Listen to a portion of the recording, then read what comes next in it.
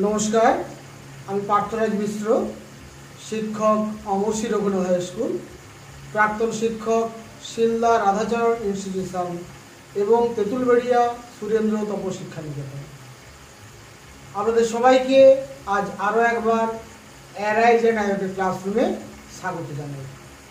আমার স্নেহের ছাত্রছাত্রীরা, তোমরা জানো আমি এই মুহূর্তে নবম শ্রেণীর প্রাকৃতিক ভূগোল অংশের ভূপৃষ্ঠের কোন স্থানের অবস্থান নির্ণয় অধ্যায়ের অক্ষাংশ, অক্ষরেখা ইত্যাদি বিষয় নিয়ে আলোচনা করছি।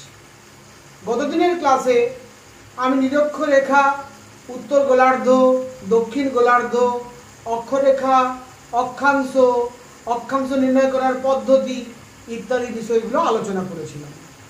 আজকের ক্লাসে কিন্তু আমি আলোচনা করব ভূপৃষ্ঠের কোন স্থানের অবস্থান নির্ণয় চ্যাপ্টারের অন্তর্গত অক্ষরেখার বৈশিষ্ট্যসমূহ, প্রধান প্রধান অক্ষরেখাগুলো কি কোনগুলো, অক্ষরেখাগুলোর গুরুত্ব কি কি, এই বিষয়গুলো নিয়ে আমি আজকের ক্লাসে আলোচনা করব। আলোচনার শুরুতেই সবাইকে আজ আমি কিন্তু আমাদের শুভ লক্ষ্মী পূজার অর্থাৎ কোজাগরী পূর্ণিমার এবং বিশ্ব নবী দিবসের আন্তরিক শ্রদ্ধা, শুভেচ্ছা এবং অভিনন্দন জানাই। আমার স্নেহের ছাত্রছাত্রীরা, আলোচনার শুরুতেই তোমাদেরকে আমি বলবো, তোমরা একটু দেখে নাও আজকের ক্লাস থেকে আমরা কি কি শিখন সামর্থ্য অর্জন করব। অর্থাৎ আজকের ক্লাস থেকে আমরা কোন কোন বিষয়গুলো পার্টিকুলারলি শিখব সেটা প্রথমে দেখে নেব। তাহলে চলে আসো। প্রথমে আমরা যেটা শিখবো সেটা হচ্ছে অক্ষরেখার বৈশিষ্ট্যগুলো কি কি সেটা আমরা জানতে পারবো আজকের ক্লাস থেকে।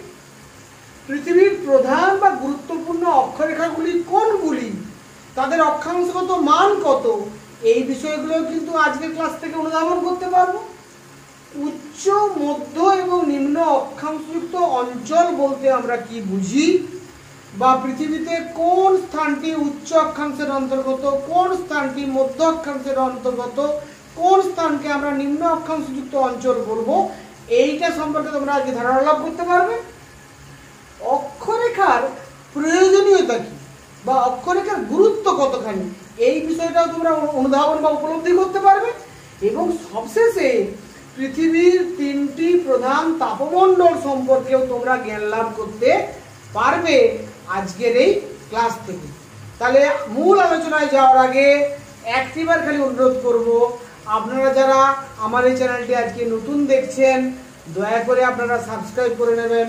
যারা সাবস্ক্রাইব করেছেন তাদেরকে আন্তরিক কৃতজ্ঞতা এবং ধন্যবাদ জ্ঞাপন করে আমি মূল আলোচনায় চলে যাচ্ছি। আমাদের প্রথম যে আলোচ্য বিষয় সেটা হচ্ছে অক্ষরেখার বৈশিষ্ট্যগুলো কি কি। আমি গতদিনের ক্লাসে তোমাদের বলেছিলাম যে নিরক্ষরেখা, অক্ষরেখা, সমাক্ষরেখা, অক্ষাংশ এইগুলো সম্পর্কে বিস্তৃত আলোচনা করেছি। ওই ভিডিওটা কিন্তু তোমাদের সবাইকে অবশ্যই দেখে নিতে হবে। ওই ভিডিওটা দেখলে আজকের ভিডিওটা যা বিষয়বস্তু আছে সেটা তোমাদের বুঝতে খুব সুবিধে হবে। আমি এখানে কতগুলো পয়েন্টস আকারে অক্ষরেখা বা সমাক্ষরেখার বৈশিষ্ট্যগুলো উল্লেখ করেছি এবং এখানে একটা ছবি দিয়েছি অক্ষরেখার ছবিগুলো। গতদিনের ক্লাসে তোমাদের বলেছিলাম গ্লোব দেখিয়ে যে আমাদের পৃথিবীর মাঝখান দিয়ে পূর্ব থেকে পশ্চিমে যে বৃত্তাকার রেখা পৃথিবীর মাঝখানে অবস্থান করছে তার নাম নিরক্ষরেখা। নিরক্ষরেখা থেকে উত্তর দিকে এবং দক্ষিণ দিকে প্রতি 1 ডিগ্রি অন্তর আমরা উত্তর গোলার্ধে 89টা এবং দক্ষিণ গোলার্ধে 89টা অক্ষরেখা কল্পনা করতে পারি। এই অক্ষরেখাগুলো একে অপরের সমান্তরাল, তাই অক্ষরেখাগুলোকে সমাক্ষরেখাও বলা হয়। অক্ষরেখাগুলো নিরক্ষরেখার সঙ্গে তো সমান্তরাল বটেই, আবার একে অপরের সঙ্গেও সমান্তরাল। এবং অক্ষরেখাগুলো আমি বলেছিলাম প্রত্যেকটি বৃত্তাকার রেখা, এগুলো কিন্তু গতদিনের ক্লাসে বলেছিলাম। গতদিনের ক্লাসে যা যা আমি বলেছিলাম সেই কথাগুলোকেই এখানে পয়েন্টস আকারে উল্লেখ করেছি তোমাদের পরীক্ষাতে, যাতে তোমরা খুব সহজেই বিষয়টা লিখতে পারো। প্রথম পয়েন্ট বলেছি আকৃতি। তাহলে অক্ষরেখাগুলোর আকৃতি কিরকম না, প্রত্যেকটি অক্ষরেখার আকৃতি হচ্ছে পূর্ণ বৃত্তাকার। অর্থাৎ আমি এখন ছবিতে তোমাদের দেখিয়েছি অক্ষরেখার আকৃতি কিন্তু পূর্ণ বৃত্তাকার। নেক্সট বলছি বিস্তৃতি। অক্ষরেখাগুলো কোন দিক থেকে কোন দিকে বিস্তৃত? না, অক্ষরেখাগুলো কিন্তু পূর্ব থেকে পশ্চিমে বিস্তৃত। কোন দিক থেকে কোন দিকে বিস্তৃত? পূর্ব দিক থেকে পশ্চিম দিকে বিস্তৃত।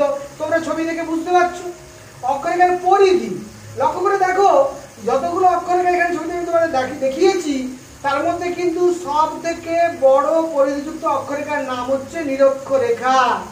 এবং এটা যেহেতু বৃত্তাকার রেখা এবং এর পরিধি সবচেয়ে বড়, তাই একে মহাবৃত্ত বলা হয়। এটাও আমি গতদিনের ক্লাসে বলেছিলাম। নিরক্ষরেখা থেকে উত্তর দিকে এবং দক্ষিণ দিকে পরিধিগুলো ক্রমশ ছোট হতে হতে দুই মেরু বিন্দুতে গিয়ে ওটা বিন্দুতে রূপান্তরিত হয়। তাহলে এর পরিধি কিন্তু অবশ্যই সমান নয়। তাহলে প্রতিটি অক্ষরেখার পরিধি সমান নয়, এটা আমাদের মনে রাখতে হবে। সর্বনিম্ন অক্ষাংশগত মান কত? সর্বনিম্ন অক্ষাংশগত মান হচ্ছে 0 ডিগ্রি, যার মান যাকে আমরা বলছি নিরক্ষরেখা। নিরক্ষরেখার মান 0 ডিগ্রি, আর এটাই হচ্ছে সর্বনিম্ন অক্ষাংশগত মান। আর সর্বোচ্চ অক্ষাংশগত মান কত? সর্বোচ্চ অক্ষাংশগত মান হচ্ছে 90 ডিগ্রি উত্তর বা 90 ডিগ্রি দক্ষিণ। তাই আমি বলেছি সর্বোচ্চ মান হচ্ছে 90 ডিগ্রি। তাহলে অক্ষরেখার সর্বনিম্ন মান 0 ডিগ্রি এবং অক্ষরেখার সর্বোচ্চ মান 90 ডিগ্রি। এবারে দেখো রৈখিক দূরত্ব। রৈখিক দূরত্বের ক্ষেত্রে কিন্তু একটা কথা একটু বুঝে নিতে হবে যে মোটামুটি ভাবে প্রতিটি অক্ষরেখা একে অপরের সমান্তরালে অবস্থিত এবং প্রতি 1 ডিগ্রি অন্তর আমরা যদি দেখি অক্ষরেখাগুলোর অবস্থান, তাহলে দেখব অক্ষরেখাগুলোর রৈখিক দূরত্ব কিন্তু প্রায় সমান। এই প্রায় কথাটা খুব ইম্পর্টেন্ট, কিন্তু নিখুঁতভাবে যদি আমাকে বলতে হয় তাহলে এটাও বলতে হবে যে নিরক্ষরেখার কাছে দুটি অক্ষরেখার মধ্যে রৈখিক দূরত্ব যদি আমরা লক্ষ্য করি, দেখব সেখানে 110.5 কিলোমিটার। আবার যখন আমরা 30 ডিগ্রি উত্তর অক্ষরেখায় বা দক্ষিণ অক্ষরেখায় পৌঁছাবো, তখন দেখব দুটি অক্ষরেখার মধ্যে বাস্তব দূরত্ব বা রৈখিক দূরত্ব 110.8 কিলোমিটার। আবার যখন আমি 60 ডিগ্রি উত্তর বা 60 ডিগ্রি দক্ষিণ অক্ষরেখায় পৌঁছাবো, তখন আমি দেখব ওইখানে অবস্থিত দুটি অক্ষরেখার মধ্যে পারস্পরিক বাস্তব দূরত্ব 111.4 কিলোমিটার। অর্থাৎ প্রায় 110.5 কিলোমিটার যেটা নিরক্ষরেখায়, 110.8 কিলোমিটার 30 ডিগ্রি উত্তর বা দক্ষিণ অক্ষাংশে, 111.4 কিলোমিটার এটা 60 ডিগ্রি উত্তর অক্ষাংশে।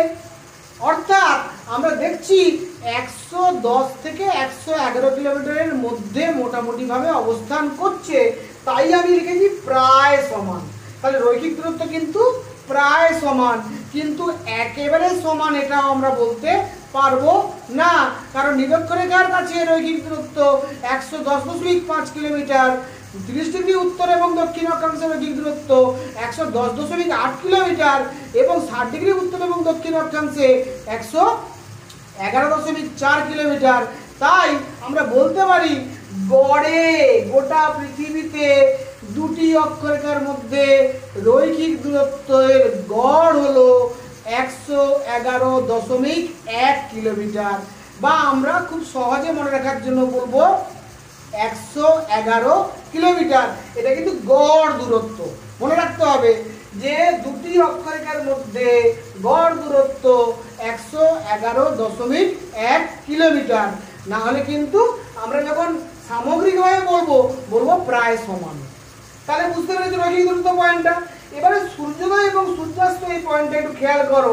সূর্যোদয় এবং সূর্যাস্ত এই পয়েন্টটা খেয়াল করলে বুঝতে পারবে যে একই অক্ষরেখায় অবস্থিত বিভিন্ন স্থানে, ধরে নাও নিরক্ষরেখায় অবস্থিত বিভিন্ন স্থানে কিন্তু একসঙ্গে সূর্যোদয় বা সূর্যাস্ত হবে না, বা 30 ডিগ্রি উত্তর অক্ষরেখায় বা 30 ডিগ্রি দক্ষিণ অক্ষরেখায় বা 60 ডিগ্রি উত্তরেখায় বা 60 ডিগ্রি দক্ষিণ অক্ষরেখায়, অর্থাৎ যে কোনো অক্ষরেখাতে কিন্তু অবস্থিত যতগুলো স্থান আছে সে স্থানগুলো যেহেতু একে অপরের পূর্ব পশ্চিমে অবস্থিত, তাই একই অক্ষরেখার অবস্থিত সমস্ত স্থানে একসঙ্গে সূর্যোদয় বা সূর্যাস্ত কিন্তু হবে না, এটা মনে রাখতে হবে। তাহলে সূর্যোদয় সূর্যাস্ত পয়েন্ট আমি লিখেছি একই সময় হয় না। একই সময় হয় না, কিটা হয় না? না একই সময়ে সূর্যোদয় সূর্যাস্ত হয় না। কোথায় হয় না? না একই অক্ষরেখায় অবস্থিত বিভিন্ন স্থানে একই সময়ে সূর্যোদয় সূর্যাস্ত হয় না। এইটা হচ্ছে পুরো কথাটা। আমি তোমাদের ছোট করে বলেছি, তোমরা কিন্তু মূল কথাটাকে ভালো করে ভিডিও থেকে বুঝে নেওয়ার চেষ্টা করবে। এরপরে চলে আসছি স্থান সমূহ, একটা পয়েন্ট দিয়েছি। স্থান সমূহ মানে কি? না একই অক্ষরেখায় অবস্থিত যে বিভিন্ন স্থানগুলো আছে, একই অক্ষরেখায় অবস্থিত যে স্থানগুলো আছে গোটা পৃথিবী জুড়ে, সেই স্থানগুলো কিন্তু একে অপরের পূর্বে বা পশ্চিমে অবস্থিত। তাহলে এখানে যে স্থানটা আছে সেটা, আর এখানে যে স্থানটা আছে একে অপরের পূর্বে বা পশ্চিমে অবস্থিত হবে। তাহলে একই অক্ষরেখায় অবস্থিত পৃথিবীর বিভিন্ন স্থানগুলো একে অপরের পূর্বে বা পশ্চিমে অবস্থিত, বা ওই জন্য লিখেছি পরস্পরের পূর্ব পশ্চিমে অবস্থিত। এবং সব থেকে লাস্ট পয়েন্ট যেটা, দিন রাত্রির দৈর্ঘ্য ও জলবায়ু। দিন রাত্রির দৈর্ঘ্য এবং জলবায়ু এটা কিন্তু আমি বলছি একই ধরনের হয়। কিটা কি ধরনের হয়? না একই অক্ষরেখায় অবস্থিত, একই অক্ষরেখায় অবস্থিত। আমরা যদি দেখি যে বিভিন্ন স্থান একই অক্ষরেখায় অবস্থিত বিভিন্ন স্থানে, আমরা কি দেখব? না দিন রাত্রির দৈর্ঘ্য এবং জলবায়ু কিন্তু একই প্রকার হবে, একই প্রকার হবে। আমি একটুখানি চশমাটার জন্য আমার প্রবলেম হচ্ছে, আমি চশমাটা একটু নিয়ে নিই, চশমাটা নিয়ে নিলে আমার বুঝতে সুবিধা হবে। তাহলে আমি যেটা বলতে চাইছি যে একই অক্ষরেখায় অবস্থিত বিভিন্ন স্থানে, আবার বলছি একই অক্ষরেখায় অবস্থিত বিভিন্ন স্থানে দিন রাত্রির দৈর্ঘ্য এবং জলবায়ুর প্রকৃতি একই ধরনের হয়। আমি আবারও বলছি, একই অক্ষরেখায় অবস্থিত বিভিন্ন স্থানে, একই অক্ষরেখায় অবস্থিত বিভিন্ন স্থানে দিন রাত্রির দৈর্ঘ্য এবং জলবায়ুর প্রকৃতি একই ধরনের হয়। এবং অক্ষরেখার পরিবর্তনে জলবায়ুর পরিবর্তন হয়, অক্ষরেখার পরিবর্তনে জলবায়ুর পরিবর্তন হয়, অক্ষরেখার পরিবর্তনে জলবায়ুর পরিবর্তন হয়। এই কয়েকটা বিষয়কে তোমাদের আমি এখানে পয়েন্টস আকারে সহজবোধ্য করে উপস্থাপন করেছি, যাতে পরীক্ষায় অক্ষরেখার বৈশিষ্ট্য পড়লে তোমরা ভালোভাবে সহজে এই পয়েন্টগুলো মনে রেখে এই পয়েন্টগুলোর উপর ভিত্তি করে লিখে ফেলতে পারো। এবারে আমি চলে আসবো নেক্সট আমাদের যে কাম্য সৃজন সামর্থ্য বলেছিলাম, পৃথিবীর প্রধান বা গুরুত্বপূর্ণ অক্ষরেখাগুলো কোনগুলো। আমরা জানি পৃথিবীতে কিন্তু প্রতি 1 ডিগ্রি অন্তর নিরক্ষরেখা থেকে উত্তর দিকে এবং দক্ষিণ দিকে উভয় গোলার্ধে 89টা করে অক্ষরেখা আমরা কল্পনা করতে পারি। মোট আমরা মেরু বিন্দু দুটোকে বাদ দিলে 89 যুক্ত 89 প্লাস 1 সমান 179টা, 179টা অক্ষরেখা আমরা কল্পনা করতে পারি প্রতি 1 ডিগ্রি অন্তর। কিন্তু এখানে মনে রাখতে হবে প্রত্যেকটা অক্ষরেখা অতখানি গুরুত্বপূর্ণ নয় আমাদের ভূগোল পাঠের ক্ষেত্রে। ভূগোল পাঠের ক্ষেত্রে কয়েকটি গুরুত্বপূর্ণ অক্ষরেখা আমরা কল্পনা করেছি, নির্ধারণ করেছি। সেই গুরুত্বপূর্ণ অক্ষরেখাগুলো আমাদের জেনে রাখতে হবে। কোনগুলো গুরুত্বপূর্ণ অক্ষরেখা? এই ছবিটা ভালো করে দেখো। এই ছবিতে একেবারে মাঝখান দিয়ে যে রেখাটা গেছে যার মান 0 ডিগ্রি, তাকে আমি বলেছি নিরক্ষরেখা। এটা হচ্ছে প্রধানতম অক্ষরেখা আমরা বলতে পারি। সব থেকে প্রধান অক্ষরেখা যদি বলা হয় তার নাম নিরক্ষরেখা বা বিষুবরেখা। নিরক্ষরেখায় যেহেতু সারা পৃথিবীতে দিনরাত্রি প্রায় সমান থাকে, তাই এই নিরক্ষরেখার অপর নাম বিষুবরেখা। অর্থাৎ বিষুব কথার অর্থ দিনরাত্রি সমান। তাহলে এই পৃথিবীর ঠিক মাঝখানের এই রেখাটির নাম হচ্ছে নিরক্ষরেখা, যার মান 0 ডিগ্রি।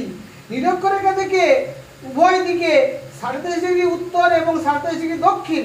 23.5 ডিগ্রি উত্তর অক্ষরেখার নাম কর্কট ক্রান্তি রেখা এবং 23.5 ডিগ্রি দক্ষিণ অক্ষরেখার নাম মকর ক্রান্তি রেখা। এই দুটি রেখা কিন্তু নিরক্ষরেখার উভয় দিকে অবস্থিত।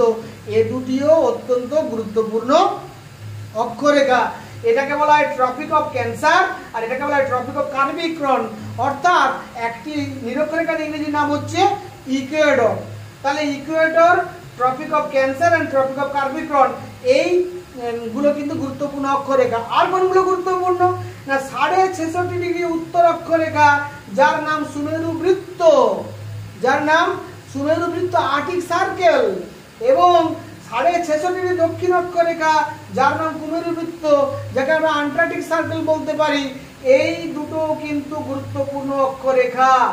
আর 90 ডিগ্রি উত্তর, এটা কিন্তু বিন্দুতে রূপান্তরিত হয়েছে, যার নাম সুমেরু বিন্দু, এবং 90 ডিগ্রি দক্ষিণ, এটাও বিন্দুতে রূপান্তরিত হয়েছে, এর নাম কুমেরু বিন্দু। আমি আগেই বলেছিলাম নিরক্ষরেখা থেকে উত্তর দিকে এবং দক্ষিণ দিকে যত যাওয়া যাবে অক্ষরেখাগুলোর পরিধি ক্রমশ ছোট হতে হতে বিন্দুতে রূপান্তরিত হবে। তাই নিরক্ষরেখার পরিধি সবচেয়ে বড়, তাই একে মহাবৃত্ত বলা হয়েছিল। আর এই দুটো কিন্তু ছোট হতে হতে মেরু বিন্দুতে রূপান্তরিত হয়েছে।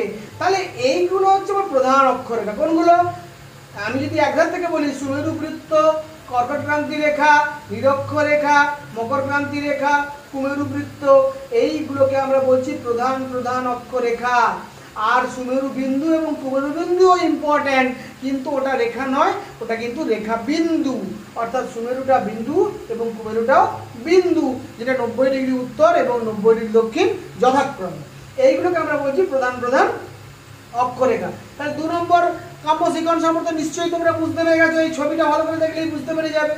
3 নম্বর যে বিষয়টা, আমি কিন্তু একই ছবিতে সব বিষয়গুলো উপস্থাপন করেছি যাতে তোমাদের কাছে বিষয়টা আরো স্পষ্ট হয়ে যায়। একটা ছবিতেই কিন্তু সব বিষয়গুলো উল্লেখ করেছি। এই ছবিটাকে যদি তোমরা ভালো করে এঁকে নিতে পারো, এই ছবিটাকে যদি ভালো করে উপলব্ধি করতে পারো, এই ছবিটা যদি তোমাদের অনুধাবন করতে পারো, তাহলে তোমাদের কোনো প্রশ্নের অসুবিধা আর থাকবে না।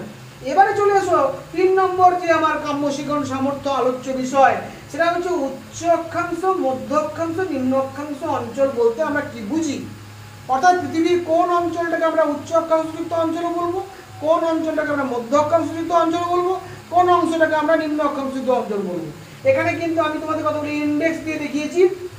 এই যে মাঝখানে তুমি একটুখানি কাটা কাটা বাঁকা হরফের কতগুলো স্ট্রেট লাইন দেখতে পাচ্ছ, এই অঞ্চলটাকে বলা হচ্ছে, অর্থাৎ 37 ডিগ্রি নর্থ থেকে 37 ডিগ্রি সাউথ, কর্কট ক্রান্তি রেখা থেকে মকর ক্রান্তি রেখা, 37 ডিগ্রি উত্তর থেকে 37 ডিগ্রি দক্ষিণ, এই পোর্শনটাকে আমরা বলছি নিম্ন অক্ষাংশযুক্ত অঞ্চল। কেন না এখানকার অক্ষাংশের মানটা তুলনামূলক কম, কম বলে নিম্ন অক্ষাংশযুক্ত অঞ্চল। এবং দেখবে পরবর্তী যে প্রশ্নটা আমি পড়বো তাপমণ্ডল, এটাকেই আমরা বলছি উষ্ণমণ্ডল, সেটা আমি পরে আলোচনা করছি। তাহলে মূল কথা হচ্ছে 37 ডিগ্রি উত্তর থেকে 37 ডিগ্রি দক্ষিণ, এই এলাকাটাকে আমরা বলবো নিম্ন অক্ষাংশযুক্ত অঞ্চল। 23.5 ডিগ্রি উত্তর থেকে 66.5 ডিগ্রি উত্তর এবং 23.5 ডিগ্রি দক্ষিণ থেকে 66.5 ডিগ্রি দক্ষিণ, এই অঞ্চলটাকে আমরা বলবো মধ্য অক্ষাংশযুক্ত অঞ্চল। অর্থাৎ এই অঞ্চলটার অক্ষাংশের মানটা মাঝারি, তাই এর নাম মধ্য অক্ষাংশযুক্ত অঞ্চল। আর 66.5 ডিগ্রি নর্থ থেকে 90 ডিগ্রি নর্থ এবং 66.5 ডিগ্রি সাউথ থেকে 90 ডিগ্রি সাউথ, এই এলাকাটার অক্ষাংশগত মান সবচেয়ে বেশি, তাই এটাকে বলা হবে উচ্চ অক্ষাংশযুক্ত অঞ্চল। তাহলে আমরা কিন্তু পৃথিবীকে অক্ষাংশের মানের ভিত্তিতে 3টে অঞ্চলে ভাগ করলাম। একেবারে মধ্যভাগের অংশটির নাম নিম্ন অক্ষাংশযুক্ত অঞ্চল, পৃথিবীর মধ্যভাগের অংশটির নাম। তারপরে গোলার্ধের মধ্যভাগের অংশটির নাম মধ্য অক্ষাংশযুক্ত অঞ্চল, উত্তর গোলার্ধের মধ্যভাগটি মধ্য অক্ষাংশ, দক্ষিণ গোলার্ধের মধ্যভাগটিরও মধ্য অক্ষাংশ বলতে পারি। আর উত্তর গোলার্ধের উত্তর অংশ এবং দক্ষিণ গোলার্ধের দক্ষিণ অংশ, এই দুটোকে আমরা বলছি উচ্চ অক্ষাংশযুক্ত অঞ্চল। এখানে কিন্তু আমি তোমাদের অক্ষাংশের মান এবং গুরুত্বপূর্ণ অক্ষরেখার নাম লিখে দিয়েছি, যাতে তোমরা সহজেই নিম্ন অক্ষাংশযুক্ত অঞ্চল, মধ্য অক্ষাংশযুক্ত অঞ্চল, উচ্চ অক্ষাংশযুক্ত অঞ্চল সম্পর্কে স্পষ্ট ধারণা অর্জন করতে পারো এবং পরীক্ষায় প্রশ্ন পড়লে সহজেই লিখতে পারো ছবি এঁকে। এইভাবে কিন্তু আমরা এই উত্তরটা আলোচনা করতে পারি। 4 নম্বর পয়েন্টটা কি না অক্ষরেখার প্রয়োজনীয়তা বা গুরুত্ব কি। আমরা এতক্ষণ ধরে নিরক্ষরেখা, উত্তর গোলার্ধ, দক্ষিণ গোলার্ধ, অক্ষরেখা বা সমাক্ষরেখা, অক্ষাংশ, এত সব যে পড়ছি, এগুলো কেন পড়ছি, এর প্রয়োজনীয়তা কি, এর গুরুত্ব কি, এটা যদি না বুঝি তাহলে কিন্তু আমাদের পড়াটা বৃথা হবে। প্রথমে বুঝে নিতে হবে এগুলো কিন্তু পৃথিবীতে কোনো এই রেখাগুলো নেই, এই রেখাগুলো সবই কাল্পনিক রেখা। এই রেখাগুলো কে কল্পনা করেছে? না মানুষ কল্পনা করেছে। কেন কল্পনা করেছে? না মানুষ তার নিজেদের কাজের সুবিধার্থে, ভূগোল পাঠের সুবিধার্থে এই ধরনের রেখাগুলো কল্পনা করেছে।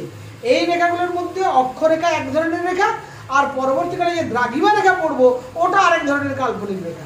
তাহলে অক্ষরেখাগুলো হচ্ছে পূর্ব থেকে পশ্চিমে বিস্তৃত পূর্ণবৃত্তাকার, আর দ্রাঘিমা রেখাগুলো যখন পড়বো তখন দেখবো সেগুলো উত্তর থেকে দক্ষিণে বিস্তৃত এবং অর্ধবৃত্তাকার। যখন পড়বো তখন বিস্তৃতভাবে আলোচনা করব।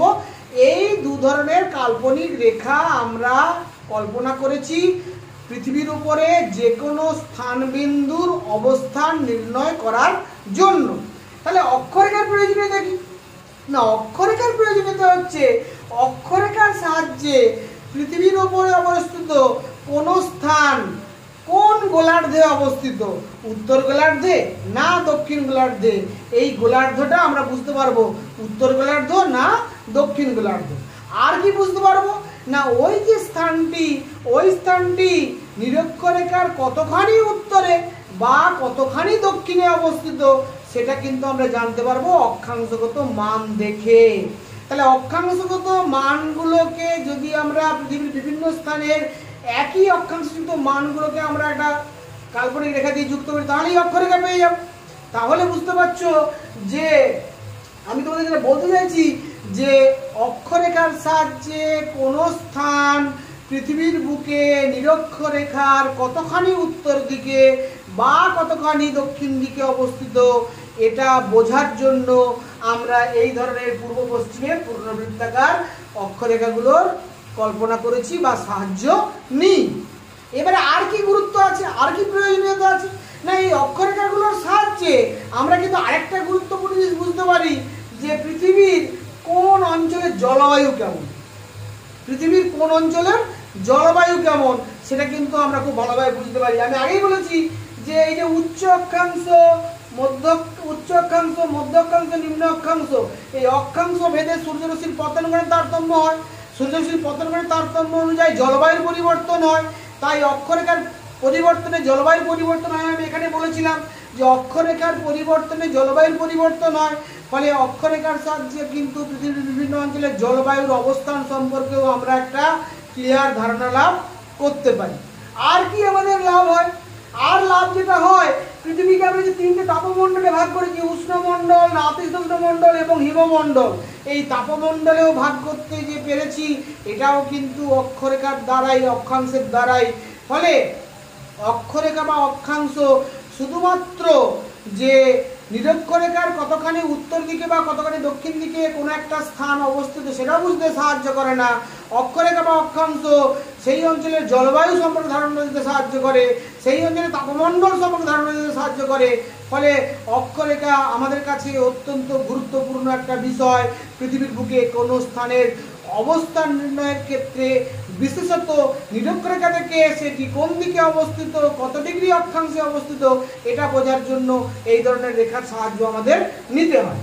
এবারে লাস্ট যে প্রশ্নটা আলোচনা করব সেটা যে পৃথিবীর তিনটি প্রধান তাপমণ্ডল। আমি কিন্তু তোমাদের এখানে এই যে তাপমণ্ডলটা বলছি, এই তাপমণ্ডলটা ভালো করে জানতে হবে, কারণ ক্লাস 10-এ বায়ুমণ্ডল চ্যাপ্টারে তোমরা তাপমণ্ডল পড়বে বিস্তৃতভাবে, এখানে তাই তার ধারণাটা তোমাদের দরকার। আমি ধারণাটা দিয়েছি খুব সহজভাবে তোমাদের বোঝার জন্য। দেখো, নিম্ন অক্ষাংশযুক্ত অঞ্চল ও উষ্ণমণ্ডল, তাহলে খুব সহজেই আমরা বুঝতে পারছি যে যাহাই নিম্ন অক্ষাংশযুক্ত অঞ্চল তাকেই আমরা বলছি উষ্ণমণ্ডল। কেন উষ্ণমণ্ডল বলছি? না সূর্যের যে আপাত বার্ষিক গতি সেটা আমরা লক্ষ্য করেছি কর্কট ক্রান্তি রেখা থেকে মকর ক্রান্তি রেখার মধ্যে। অর্থাৎ সূর্য কর্কট ক্রান্তি রেখা থেকে মকর ক্রান্তি রেখার মধ্যে বছরের মধ্যে কোনো না কোনো সময় লম্বভাবে কিরণ দেয়। কিন্তু কর্কট ক্রান্তি রেখার উত্তর দিকে বা মকর ক্রান্তি রেখার দক্ষিণ দিকে সূর্য কখনো লম্ব কিরণ দিতে পারে না। যত কর্কট ক্রান্তি রেখার উত্তর দিকে যাওয়া যাবে এবং মকর ক্রান্তি রেখার দক্ষিণ দিকে যাওয়া যাবে তত সূর্যকিরণ ক্রমশ আরো বেশি তির্যক থেকে তির্যকতর হবে।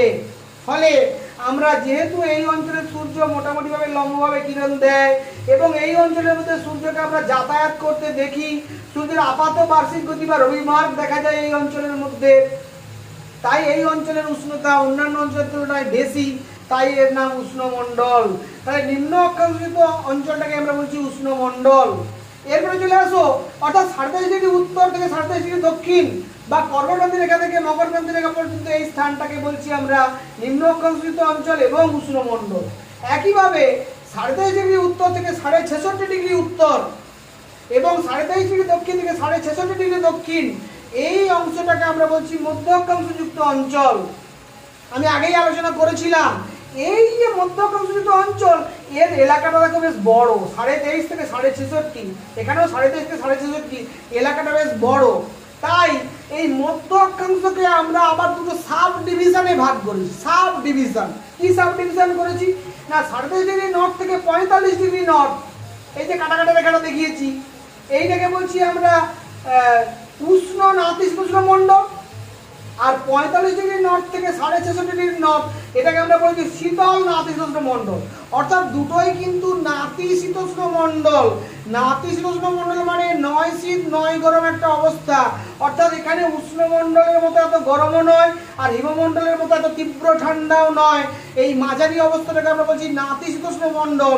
এই নাতিশীতোষ্ণ মণ্ডলের বিস্তৃতি খুব বেশি, তাই ওটাকে আমি দুটো সাব ডিভিশনে ভাগ করেছি। 23.5 ডিগ্রি নর্থ থেকে 45 ডিগ্রি নর্থ অ্যান্ড সাউথ, মানে উভয় গোলার্ধেই কিন্তু ব্যাপারটা ঘটবে। 37 ডিগ্রি নর্থ সাউথ থেকে 45 ডিগ্রি নর্থ সাউথ, এইটাকে আমরা বলছি উষ্ণ নাতিশীতোষ্ণ মণ্ডল। এবং 45 ডিগ্রি নর্থ সাউথ থেকে 66 ডিগ্রি নর্থ সাউথ, এটাকে আমরা বলছি শীতল নাতিশীতোষ্ণ মণ্ডল। তোমরা নিশ্চয়ই বুঝতে পেরেছো। অর্থাৎ নাতিশীতোষ্ণ মণ্ডলকে আমরা দুটো সাব ডিভিশনে ভাগ করেছি উভয় গোলার্ধে। আর 66.5 ডিগ্রি নর্থ থেকে 90 ডিগ্রি নর্থ এবং 66 ডিগ্রি সাউথ থেকে 90 ডিগ্রি সাউথ, অর্থাৎ সুমেরু বৃত্ত থেকে সুমেরু বিন্দু এবং কুমেরু বৃত্ত থেকে কুমেরু বিন্দু, এই যে এলাকাটা, এই এলাকাটাকে আমরা বলছি হিমমণ্ডল। কেন না, আমরা জানি পৃথিবীর বার্ষিক গতির জন্য এবং পৃথিবীর মেরুরেখা তার কক্ষতলের সঙ্গে 66.5 ডিগ্রি কোণে হেলে থাকার জন্য এই অংশে একটানা 6 মাস দিন এবং একটানা 6 মাস রাত হয়। যখন এখানে একটানা 6 মাস দিন হয় তখন এখানে একটানা 6 মাস রাত হয়, আবার এখানে যখন একটানা 6 মাস দিন হয় এখানে তখন একটানা 6 মাস রাত হয়। ফলে মেরু বৃত্ত থেকে মেরু বিন্দু পর্যন্ত স্থানে পৃথিবীর মেরুরেখা তার কক্ষতলের সঙ্গে 66.5 ডিগ্রি কোণে হেলে সূর্যকে প্রদক্ষিণ করার জন্য মেরুবৃত্ত থেকে মেরুবিন্দু অঞ্চলে কিন্তু সূর্য একেবারে তির্যকভাবে কিরণ দেয়। সূর্য দিগন্ত বরাবর ঘোরে, সূর্য কখনো মাথার উপরে আসে না। তাই এই অঞ্চলের টেম্পারেচার আরো কম, তীব্র ঠান্ডা। তাই এই অঞ্চলটার নামকরণ করা হয়েছে হিমমণ্ডল। উত্তর গোলার্ধের এই অংশের নাম উত্তর হিমমণ্ডল, দক্ষিণ গোলার্ধের এই অংশের নাম দক্ষিণ হিমমণ্ডল। তাহলে তোমরা বুঝতেই পারছো যে আমরা অক্ষাংশের উপরে ভিত্তি করে নিম্ন অক্ষাংশকে বলছি উষ্ণমণ্ডল, মধ্য অক্ষাংশকে বলছি নাতিশীতোষ্ণ মণ্ডল আর উচ্চ অক্ষাংশকে বলছি আমরা হিমমণ্ডল। তার মধ্যে মধ্য অক্ষাংশের বিস্তারটা বেশি বলে মধ্য অক্ষাংশকে আবার দুটো সাব ডিভিশনে ভাগ করেছি। মধ্য অক্ষাংশের যে অংশটা উষ্ণমণ্ডলের কাছে তার নাম উষ্ণ নাতিশীতোষ্ণ মণ্ডল, আর মধ্য অক্ষাংশের যে অংশটা হিমমণ্ডলের কাছে তার নাম শীতল নাতিশীতোষ্ণ মণ্ডল। উভয় গোলার্ধে এই ঘটনাটা আমরা লক্ষ্য করি। 37 ডিগ্রি থেকে 45 ডিগ্রি নর্থ অ্যান্ড সাউথ, এটা হচ্ছে উষ্ণ নাতিশীতোষ্ণ মণ্ডল। আর 45 ডিগ্রি নর্থ সাউথ থেকে 66 ডিগ্রি নর্থ সাউথ, এটাকে আমরা বলছি শীতল নাতিশীতোষ্ণ মণ্ডল।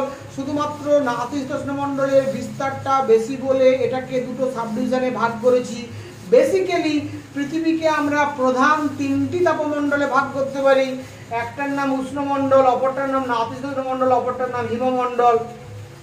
এবারে উত্তর গোলার্ধের উষ্ণমণ্ডলের নাম উত্তর উষ্ণমণ্ডল, দক্ষিণ গোলার্ধের উষ্ণমণ্ডলের নাম দক্ষিণ উষ্ণমণ্ডল। উত্তর গোলার্ধের হিমমণ্ডলের নাম উত্তর হিমমণ্ডল, দক্ষিণ গোলার্ধের হিমমণ্ডলের নাম দক্ষিণ হিমমণ্ডল। ফলে গোলার্ধ অনুযায়ী আমরা উত্তর দক্ষিণ যাই বলি না কেন, বাস্তবে আমরা পৃথিবীকে তিনটে প্রধান তাপমণ্ডলে ভাগ করতে পারি অক্ষাংশ অনুযায়ী, অক্ষাংশের পার্থক্য অনুযায়ী। নিম্ন অক্ষাংশ মানে উষ্ণমণ্ডল, মধ্য অক্ষাংশ মানে নাতিশীতোষ্ণ মণ্ডল আর উচ্চ অক্ষাংশ মানে হিমমণ্ডল।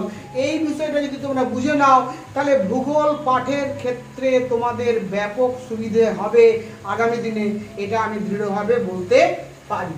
তাহলে আমার স্নেহের ছাত্রছাত্রীরা, আমার দৃঢ় বিশ্বাস আমি তোমাদেরকে যেভাবে এখানে কাম্য শিখন সামর্থ্যগুলো উল্লেখ করে পয়েন্টস আকারে অক্ষরেখার বৈশিষ্ট্যগুলোকে ব্যাখ্যা করে ছবি এঁকে তোমাদেরকে বিভিন্ন গুরুত্বপূর্ণ অক্ষরেখার অবস্থান এবং তার অক্ষাংশ কৌণিক মান উল্লেখ করে বিভিন্ন অক্ষাংশযুক্ত অঞ্চল অর্থাৎ উচ্চ মধ্য নিম্ন অক্ষাংশযুক্ত অঞ্চল এবং তাপমণ্ডলের ব্যাখ্যা একসাথে একটা ছবির মধ্যে করে দেওয়ার চেষ্টা করেছি। আশা করি তোমাদের কাছে এটা নিশ্চিতভাবে পুরোটা বুঝতে অনেক সহজ হবে। যদি তোমাদের এই ভিডিওটা দেখে ভালো লাগে তাহলে তোমরা অবশ্যই লাইক শেয়ার এবং সাবস্ক্রাইব করবে, এবং যদি তোমাদের কোনো কোশ্চেন থাকে অবশ্যই কমেন্ট বক্সে সেই কোশ্চেন উল্লেখ করবে। এবং আরও একবার অনুরোধ করব, যারা এখনও আমার চ্যানেলটি সাবস্ক্রাইব করেননি দয়া করে চ্যানেলটিকে সাবস্ক্রাইব করে নেবেন এবং বেল আইকনটি ক্লিক করে অল নোটিফিকেশনটি অন করে নেবেন। তাহলে কিন্তু ক্লাস 9, 10, 11, 12-এর জিওগ্রাফির সিলেবাসের সমস্ত বিষয়গুলো ধারাবাহিকভাবে আমরা এই চ্যানেলের মাধ্যমে আলোচনা করছি।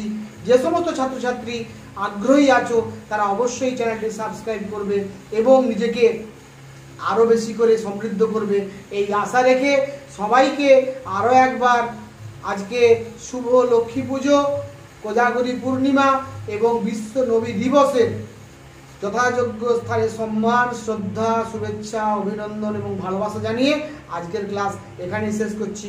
Thank you very much.